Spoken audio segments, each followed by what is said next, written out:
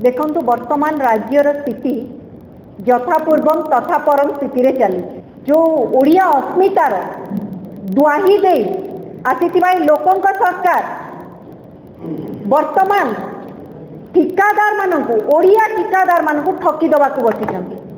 दीर्घ 9 दिन धरी धारणा रे बसिथिले मध्य लोकंक सरकार विभागीय मंत्री रास्ता को आसिले नाही परिस्थिति तदारख करबा पई।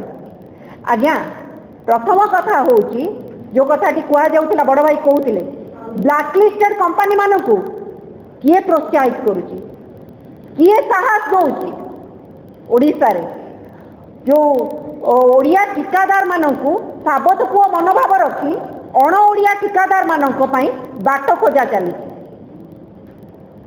ए जो ओडिया ठिकादार प्रति जो साबत पुओ मनोभाव रही ताकू स्पष्ट भाव पूरा जल जल भाव देखा जाउची। आमे निश्चित भाव में कहबू लोकों सरकार लोकों विभागीय मंत्री निजर तत्परता देखा जो कथा कही आसुतिले जो प्रतिश्रुति दे आसुतिले से प्रतिश्रुति पालन करंतु। अण ओडिया ठिकादार प्रीति छाड़ंतु। ओडिया ठिकादार प्रति जो साबत पुओ मनोभाव रखा जाइछि ताकू छाड़ी ब्लैकलिस्टेड कंपनी मानकु तुरंत विदाय करा जाऊ। निश्चित भाव में एतिकी आमे दाबी रखिबू।